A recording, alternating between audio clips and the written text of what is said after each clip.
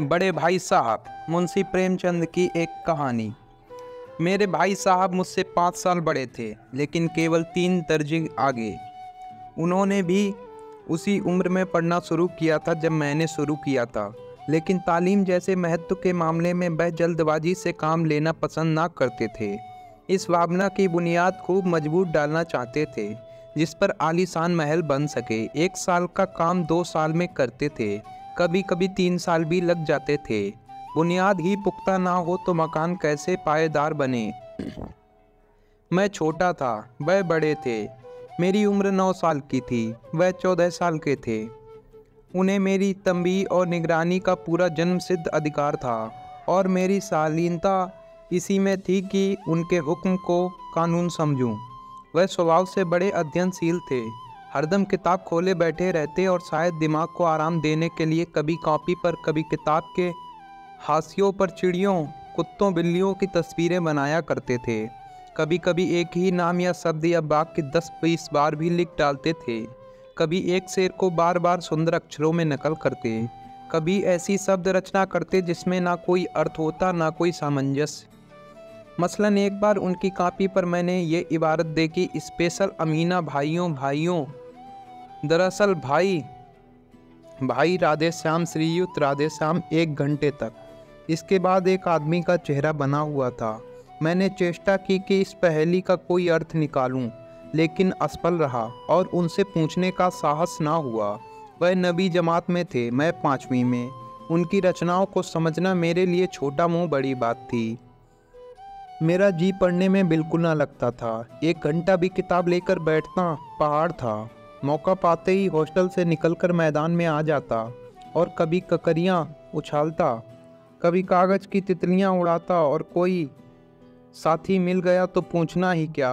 कभी 4 दीवार पर चढ़कर नीचे कूद रहे हैं, कभी फाटक पर सवार उसे आगे पीछे चलाते हुए मोटर कार का आनंद ले रहे हैं। लेकिन कमरे में आते ही भाई साहब का रौद्र रूप देख कर प्राण सूख जाते थे। उनका पहला सवाल होता, कहाँ थे। हमेशा यही सवाल इसी ध्वनि में पूछा जाता था, और इसका जवाब मेरे पास केवल मौन था। न जाने मुँह से ये बातें क्यों न निकली जा रही कि बाहर खेल रहा था।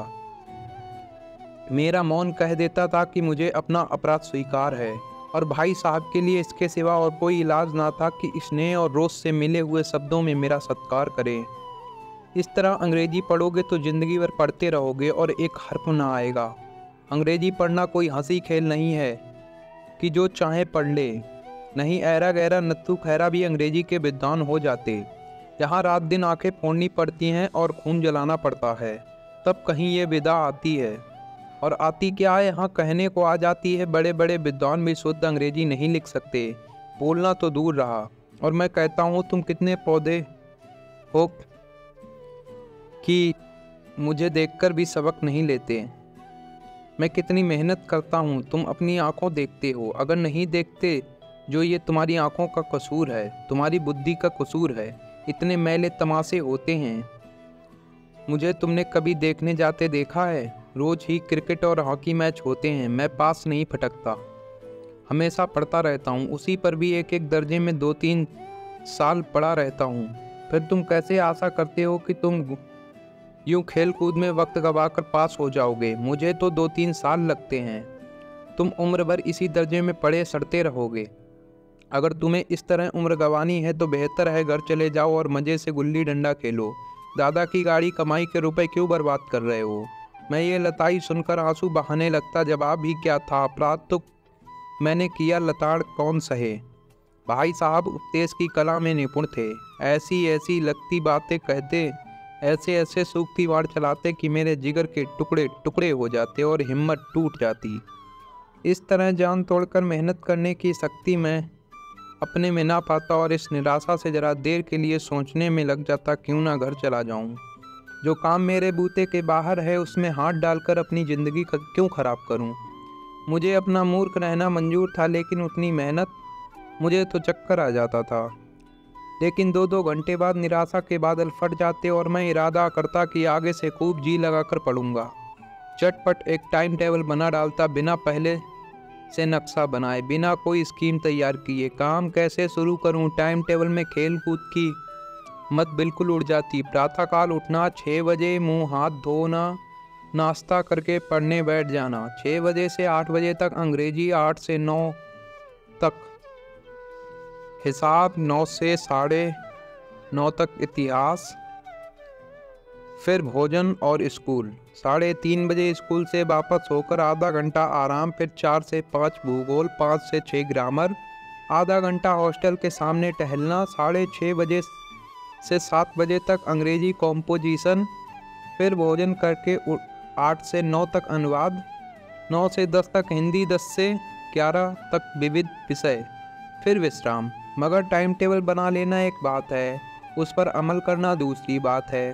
पहले ही दिन उसकी अवहेलना शुरू हो जाती। मैदान की वह सुखद हरियाली, हवा के हल्के हल्के झोंके, फुटबॉल की उछल कूद, कबड्डी के वह दांव घात, वॉलीबॉल की वह तेजी और फुर्ती मुझे अज्ञात और अनिवार्य रूप से खींच ले जाती, और वहां जाते ही मैं सब कुछ भूल जाता। वह जानलेवा टाइम टेबल, वह आँख फोड़ पुस्तकें, किसी की याद ना रहती। और फिर भाई साहब को नसीहत और फजीहत का अवसर मिल जाता। मैं उनके साये से भागता, उनकी आंखों से दूर रहने की चेष्टा करता, कमरे में इस तरह दबे पांव आता कि उन्हें खबर ना हो। उनकी नज़र मेरी ओर उठी और मेरे प्राण निकले। हमेशा सिर पर एक नंगी तलवार सी लटकती मासूम सी मेरी गर्दन पर मालूम होती थी। फिर भी जैसे मौत और विपत्ति के बीच मैं भी आदमी मोह और माया के बंधन में जकड़ा रहता। मैं फटकार और गुड़कियां खाकर भी खेल कूद का तिरस्कार ना कर सकता था। सालाना इम्तहान हुए, भाई साहब फेल हो गए, मैं पास हो गया और दर्जे में प्रथम आया। मेरे और उनके बीच केवल 2 साल का अंतर रह गया। जी में आया भाई साहब को आड़े हाथ लूं। आपकी वह घोर तपस्या कहाँ गई? मुझे देखिए, मज़े से खेलता भी रहा और दर्जे में अव्वल भी हूँ, लेकिन वह इतने दुखी और उदास थे कि मुझे उनकी दिली हमदर्दी हुई और उनके घाव पर नमक छिड़कने का विचार लज्जास्पद जान पड़ा। हाँ, अब मुझे अपने ऊपर कुछ अभिमान हुआ और आत्मसम्मान भी बढ़ा। भाई साहब का वह रोब मुझ पर ना रहा। आज़ादी से खेल कूद में शरीक होने लगा। दिल मजबूत था। अगर उन्होंने फिर मेरी फजीयत की तो साफ कह दूंगा, आपने अपना खून जलाकर कौन सा तीर मार लिया। मैं तो खेलते कूदते दर्जे में अव्वल आ गया। जवान से ये हेकड़ी जताने का साहस ना होने पर भी मेरे रंग ढंग से साफ जाहिर होता था कि भाई साहब का वह आतंक अब मुझ पर नहीं है। भाई साहब ने इसे भांप लिया। उनकी सहज बुद्धि बड़ी तीव्र थी और एक दिन जब मैं भोर का सारा समय गुल्ली डंडे की भेंट करके ठीक भोजन के समय लौटा तो भाई साहब ने मानो तलवार खींच ली और मुझ पर टूट पड़े। देखता हूँ गुल्ली डंडे से इस साल पास हो जाओगे और दर्जे में अव्वल आ जाओगे तो तुम्हें दिमाग हो गया। मगर भाईजान, घमंड तो बड़े बड़े का नहीं रहा। तुम्हारी क्या हस्ती है। इतिहास में रावण का तो हाल पड़ा ही होगा। उसके चरित्र में तुमने कौन सा उपदेश लिया, या यूं ही पढ़ गए। महज इम्तहान पास कर लेना कोई चीज़ नहीं, असल चीज़ है बुद्धि का विकास। जो कुछ पढ़ो उसका अभिप्राय समझो। रावण भूमंडल का स्वामी था, ऐसे राजाओं को चक्रवर्ती कहते हैं। आजकल अंग्रेजी के राज्य का विस्तार बहुत बड़ा हुआ करता है, पर इन्हें चक्रवर्ती नहीं कह सकते। संसार में अनेकों राष्ट्र अंग्रेजी का आधिपत्य स्वीकार नहीं करते, बिल्कुल स्वाधीन हैं। रावण चक्रवर्ती राजा था। संसार के सभी महीप उसी कर देते थे। बड़े बड़े देवता उसकी गुलामी करते थे। आग और पानी के देवता भी उसके दास थे। मगर उसका अंत क्या हुआ? घमंड ने उसका नामो निशान मिटा दिया। कोई उसे एक चिल्लू पानी देने वाला भी ना बचा। आदमी जो कर्म चाहे कर ले, अभिमान ना करे, इतराए नहीं। अभिमान किया और दीन दुनिया से गया। शैतान का हाल भी पड़ा ही होगा। उसे यह अभिमान था कि ईश्वर उससे बढ़कर सच्चा भक्त कोई है ही नहीं। अंत में यह हुआ कि स्वर्ग से नरक में ढकेल दिया गया। शाहे रूम ने भी एक बार अहंकार किया, भीख मांग मांग कर मर गया। तुमने तो अभी केवल एक दर्जा पास किया और अभी से तुम्हारा सिर फिर गया। अब तो तुम आगे बढ़ चुके। ये समझ लो कि तुम अपनी मेहनत से नहीं पास हुए। अंधे के हाथ बटोर लग गई, मगर बटेर केवल एक बार हाथ में लगी है, बार बार नहीं। कभी कभी गुल्ली डंडे में भी अंधा चोट निशाना पड़ जाता है, उससे कोई सफल खिलाड़ी तो नहीं हो जाता। सफल खिलाड़ी वह है जिसका कोई निशाना खाली ना जाए। मेरे फेल होने पर ना जाओ, मेरे दर्जे में आओगे तो दांतों से पसीना आ जाएगा। जब अलजबरा और ज्योमेट्री के लोहे के चने चबाने पड़ेंगे और इंग्लिस्तान का इतिहास पढ़ना पड़ेगा। बादशाहों के नाम याद रखना आसान नहीं। 8 हेनरी ही गुजरे हैं। कौन सा कांड किस हेनरी के समय हुआ, क्या ये याद कर लेना आसान समझते हो? हेनरी 7वें की जगह हेनरी 8वें लिखा और सब नंबर गायब। सफ़ा चट, सिफर भी ना मिलेगा, सिफर भी हो किस ख्याल में? दर्जनों तो जेम्स हुए हैं, दर्जनों विलियम, कौड़ियाँ, चार्ल्स। दिमाग चक्कर खाने लगता है, आदि रोग हो जाता है। इन अभ्यासों के नाम भी ना जुड़ते थे। एक ही नाम के पीछे दोयम, सोयम, चहारुम, पंजुम लगाते चले गए। मुझसे पूछते तो 10 लाख का नाम बता देता, और ज्योमेट्री तो बस खुदा की पनाह। अवज की जगह अजब लिख दिया और सारे नंबर कट गए।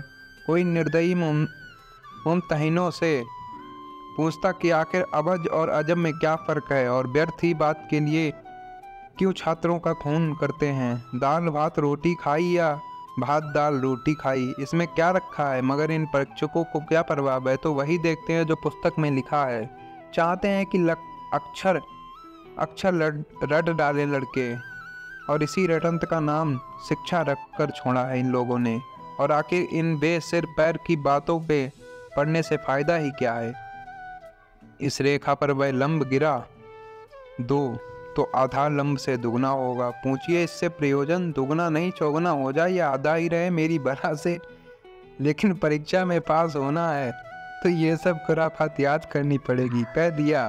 समय की पाबंदी पर एक निबंध लिखो जो 4 पन्नों से कम ना हो। अब आप कापी सामने खोले, कलम हाथ में लिए उसके नाम को रोइए।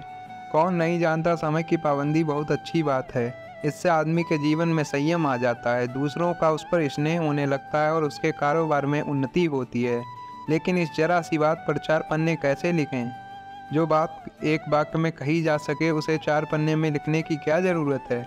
मैं तो इसे हिमाकत समझता हूँ। ये तो समय की किफ़ायत नहीं बल्कि इसका दुरुपयोग है कि इस व्यर्थ की बात को किसी ने ठूस दिया। हम चाहते हैं आदमी को जो कुछ कहना है चटपट कहे और अपनी राह ले, मगर नहीं, आपको 4 पन्ने रंगने पड़ेंगे, चाहे जैसे लिखिए, और पन्ने भी पूरे फुल इसके आकार के। ये छात्रों पर अत्याचार नहीं तो और क्या है? अनर्थ तो यह है कि कहा जाता है कि संक्षेप में लिखो। समय की पाबंदी पर संक्षेप में एक निबंध लिखो जो 4 पन्नों से कम का ना हो। ठीक, संक्षेप में 4 पन्ने हुए नहीं, शायद 100-200 पन्ने लिखवाते। तेज भी दौड़िए और धीरे धीरे भी। है उल्टी बात या नहीं? बालक भी इतनी सी बात समझ सकता है, लेकिन ये अध्यापकों में इतनी तमीज भी नहीं। उस पर दावा है कि हम अध्यापक हैं। मेरे दर्जे में आओगे लाला तो ये सारे पापड़ बेलने पड़ेंगे, और तब आटे दाल का भाव मालूम हो जाएगा। इस दर्जे में अव्वल आ गए तो ज़मीन पर पाँव नहीं रखते। इसलिए मेरा कहना मानिए, लाख फेल हो गया हूँ लेकिन तुमसे बड़ा हूँ। संसार का मुझे तुमसे ज़्यादा अनुभव है। जो कुछ कहता हूँ उस पर गिरह बांधिए, नहीं तो पछताइएगा। स्कूल का समय निकट था, नहीं ईश्वर जाने ये उपदेश माला कब समाप्त होगी। भोजन आज मुझे निस्वाद सा लग रहा था। अब पास होने पर भी ये तिरस्कार हो रहा है तो फेल हो जाने पर तो शायद प्राण ही लिए जाएं। भाई साहब ने अपने दर्जे की पढ़ाई का जो भयंकर चित्र खींचा उसने मुझे भयभीत कर दिया। कैसे स्कूल छोड़कर घर नहीं भागा, यही ताज्जुब है। लेकिन इतने तिरस्कार पर भी पुस्तकों में मेरी आरुचि ज्यों की त्यों बनी रही। खेल कूद का कोई अवसर हाथ से न जाने देता। पढ़ता भी था मगर बहुत कम, बस इतना कि रोज का टास्क पूरा हो जाए और दर्जे में जलील ना होना पड़े। अपने ऊपर जो विश्वास पैदा हुआ था फिर वह भी लुप्त हो गया और चारों ओर कौन सा जीवन कटने लगा।